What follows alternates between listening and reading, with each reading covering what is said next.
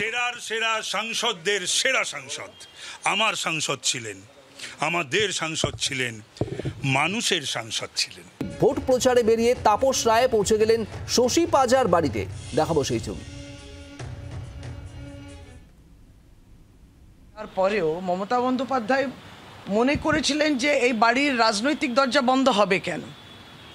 আমি তো সেইভাবে রাজনৈতিক হয়তো সংগঠক ছিলাম বাবার, অজিত পাঁজার উত্তর পূর্ব কলকাতা যখন লোকসভা কেন্দ্র ছিল, উত্তর পূর্ব লোকসভা, তো তাতে রাজনৈতিক সংগঠক হিসেবে তিনি আমাকে ট্রেনিং দিয়েছেন, আমরা করতাম, কিন্তু কোনোদিন রাজনৈতিক আকাঙ্ক্ষা আমার তো ছিল না।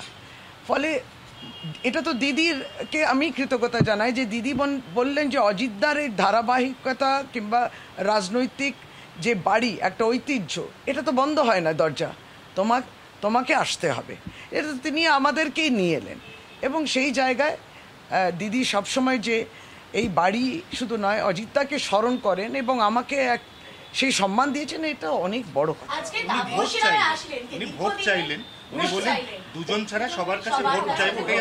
না, ওটা তো ওনাকে জিজ্ঞেস করবেন কোন দুজনের কথা, আমি তো বলতে পারবো না, কিন্তু আমি জানি সেদিনকে সংবাদ মাধ্যমেও শুনলাম যে তিনি বলেছিলেন যে এখানে আসবেন। আমাদেরও কোথাও একটা দেখা, একটা টিভি ডিবেটেতে দেখা হয়েছিল, সেই টিভি ডিবেটেতেও ওপেন তিনি বলেছিলেন আমি তো অজিতদার বাড়ি যাব এবং অবশ্যই আমি যেহেতু এখানে বাসিন্দা, শ্যামপুকুর বিধানসভা কেন্দ্রের বাসিন্দা, কলকাতা উত্তর মধ্যে পড়ে, ভোটের আবেদন করবেন, এটা প্রকাশ্যে তিনি বলেছেন এবং তিনি করেছেন। তিনি তার আবেদন রেখেছেন, আমিও নমস্কার জানিয়েছি, জল খাবেন কিনা। উত্তর কলকাতায় আপনারা একসাথে রাজনীতি করেছেন দীর্ঘদিন, আজকে দেখা হয়ে কথা বলে না, তাপসদা তো বাবার সঙ্গে রাজনীতি করেছেন, আমি তো তার অনেক পরে আসি এই চিত্রে, এই পিকচারে, তো বাবার সঙ্গে করেছেন এবং বাবাকে সে শ্রদ্ধা জানানোর জন্য তিনি এসছেন আজকে। আমি এটুকু বলে, তারও তো দীর্ঘ রাজনৈতিক জীবন, অনেক কম বয়সে আরম্ভ, বাবাকে নিয়ে তিনি এগিয়ে গেছেন, এরকম অনেক মানুষকেই অজিত পাঁজা তুলেছেন, এগিয়ে দিয়েছেন, সকলে তাকে মনে রাখুক। আমার আজকে ওই স্মৃতির ওই দিনগুলোই আবার মনে পড়ে যায়। আমি তো তাপসদাকে দেখেছি এখানে এই বাড়িতে আসতে অনেকবারই। না, রাজনৈতিক সৌজন্য তো থাকবেই, থাকা উচিত। না, দেখুন, দুটো বিষয় থেকে যায় যে যখন তিনি রাজনৈতিক দলের অন্য একটি বিপরীতে প্রার্থী হয়ে যখন দাঁড়ান, তখন নিশ্চয়ই সে রাজনৈতিক কথা থাকবে না, সে দলের বিরুদ্ধে তো থাকবে, আর যিনি প্রার্থী তার বিরুদ্ধেই জিনিসটা হয়ে যাবে। সে দায়িত্বটা নিশ্চয়ই তিনিও বোঝেন। যখন তৃণমূল কংগ্রেসের বিরুদ্ধে তিনি যখন বলছেন, তা আমাদেরও মনে হতেই পারে তো তিনি তৃণমূল কংগ্রেসে ছিলেন এতদিন, তো এগুলো স্বাভাবিক। একটা রাজনৈতিক দলে তিনি প্রার্থী, তো তার বিরুদ্ধে আমিও বলবো, আর তিনিও আমাদের প্রার্থীর বিরুদ্ধে বলবেন, আমাদের দলের বিরুদ্ধে বলবেন। রাজনৈতিক সৌজন্য যেটা আপনি বলছেন যে হ্যাঁ, দীর্ঘদিন অজিত পাঁজার সান্নিধ্যে তিনি বড় হয়েছেন এবং আমাদেরকেও সেই শ্রদ্ধা জানান। প্রসূনকে, মানে আমার হাজব্যান্ডকে ছোটবেলা থেকে চিনেছেন, তো সেইগুলো তো মানে এক কলমে আর কি, এটাতে তো মুছে যাওয়া যায় না, সেটাই বলছি। একটু পলিটিক্যাল রিঅ্যাকশন নেব। আজকে বলেছেন সুকান্ত মজুমদার বলেছেন যে আমরা এসএসসি কাণ্ড নিয়ে আমরা যোগ্যদের পাশে আছি, আইনি সহায়তা দেব। কোর্ট বলেছিল আটা আর ভুসি আলাদা করতে, কিন্তু সরকার তা করেনি, তাই আজ সবার চাকরি দিয়েছে। এসএসসি এই মামলাটা বিচারাধীন এই অর্থে যে আপনার স্কুল সার্ভিস কমিশন বলেছে যে আমরা এটা নিয়ে সুপ্রিম কোর্টে যাব, সুতরাং আলাদা আর এটা নিয়ে আমাদের কিছু বলার নেই। আপনারা শুনছিলেন শশী পাঁজা, রাজ্যের মন্ত্রীর বক্তব্য। তার বাড়িতেই আজ পৌঁছে গিয়েছিলেন উত্তর কলকাতা কেন্দ্রের বিজেপি প্রার্থী তাপস রায়। তিনি সেখানে যান, সেখানে গিয়ে প্রয়াত অজিত পাঁজার ছবিতে মাল্যদান করেন, শ্রদ্ধার্ঘ্য অর্পণ করেন এবং সেই প্রসঙ্গেই শশী পাঁজা তিনি জানাচ্ছিলেন রাজনৈতিক সৌজন্যের কথা। তার কেন্দ্র শ্যামপুরেরই বাসিন্দা তাপস রায়, উত্তর কলকাতা কেন্দ্রের বিজেপি প্রার্থী, এবারের বিজেপি প্রার্থী তাপস রায়। এর আগে আলিমুদ্দিনেও যান তাপস রায়, সেই ছবিও আপনারা দেখছেন। গত 22 তারিখ আলিমুদ্দিন স্ট্রিটে পৌঁছে গিয়েছিলেন তাপস রায়, আর আজ রাজ্যের মন্ত্রী শশী পাঁজার বাড়িতে।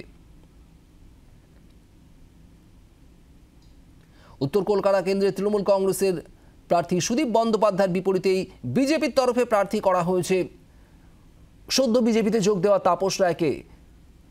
দীর্ঘদিনের তৃণমূল নেতা, তৃণমূল বিধায়ক ছিলেন, একসময় মন্ত্রীও ছিলেন, এবং তাপস রায় তৃণমূল ছেড়ে বিজেপিতে যোগদান করেন। তারপর উত্তর কলকাতায় বিজেপির প্রার্থী। আজ তাপস রায় পৌঁছে গিয়েছিলেন শশী পাজার বাড়িতে।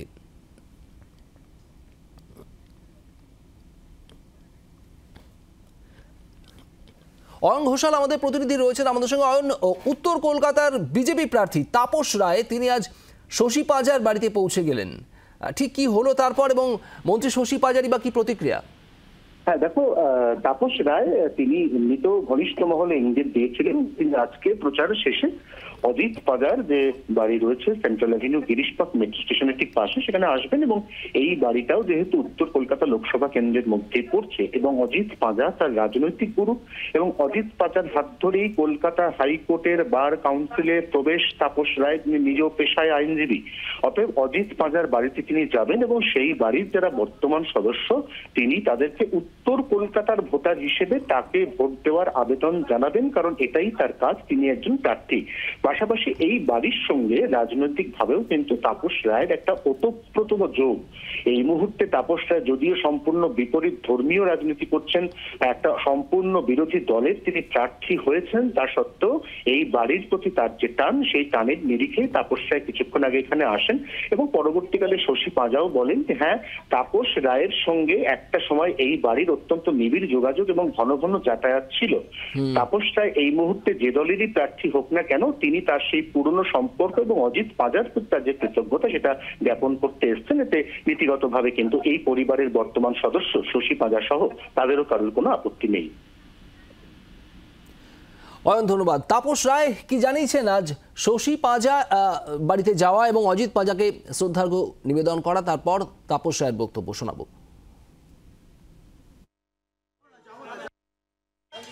সেরার সেরা সাংসদদের সেরা সাংসদ আমার সাংসদ ছিলেন, আমাদের সাংসদ ছিলেন, মানুষের সাংসদ ছিলেন, আমাদের নেতা ছিলেন। শুধু তাই নয়, আমি আমার যে পেশা সেই পেশা ওনারই হাত ধরে আমার হাইকোর্টে প্রবেশ, এজলাসে প্রবেশ, উনি আমার সিনিয়র ছিলেন। শুধু আমার সেই সৌভাগ্য হয়েছিল স্বর্গত অজিত পাজার সান্নিধ্য পাওয়া এবং তার হাত ধরে প্রবেশনে যাওয়া। আর এই বাড়িটা তো আমার কাছে মন্দির সমান, জয়া বৌদির স্নেহ আদর এবং এ বাড়ির সকলেরই, তাই তাকে প্রণাম করতে এসেছিলাম, স্বর্গত অজিত পাজার আশীর্বাদ নিতে এসেছিলাম। এখানে দেখা হয়ে গেল ডক্টর শশী পাজার সঙ্গে, আমি যদি থাকে প্রসূন এবং পূজা তাদের সঙ্গেও দেখা করব, আমি ভোট ভিক্ষা করব। এখানে একজন কাউন্সিলরের সঙ্গেও দেখা হয়ে গেল, সুব্রত ব্যানার্জির। বাংলার আওয়াজ, বাঙালির আবেগ, জি 24 ঘন্টা।